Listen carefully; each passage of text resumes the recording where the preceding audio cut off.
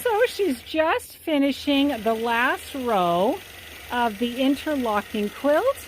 This literally was made by my mother. It's a beautiful quilt. It's gorgeous.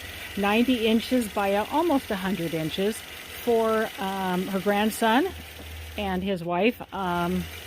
And it's going to be loved. I know it's going to be loved. It's such a beautiful quilt. It is literally only half square triangles in every single block that you see with these 4 colors. Really, really stunning. And I just want to show you because I talked about the border and how we can help to avoid wavy borders and what can happen and how a wavy border may have been created. And then I wanted to show you in the process of me gently easing in all the way across the extra fullness in the border as I was doing the basting process that brought all of the fullness where it was just a little bit everywhere. The stitching of the design that I'm putting on here right now, it's called Helena. Such a beautiful design. It's so feathery and lovely. It's actually brand new. I just barely got it. It's so lovely.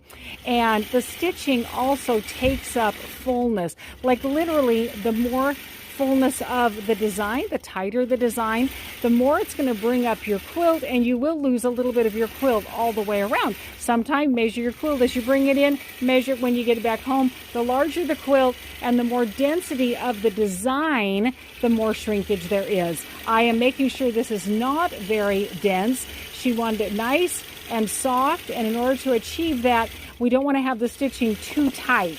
So in this case, I made this almost 10 inches per run of the design, and it's causing that softness there. But because of it having some level of density pulling in properties, it's also helped to eliminate that fullness that was being created in the border right there. So wanted to show you, look at that. Look how great it looks. There wasn't a lot of fullness in this border, but there was some play in it that could have caused an issue, and that's how I handled it. One is I started in the center and I worked my way out to each side to be able to distribute fullness as I went rather than running it all to one side.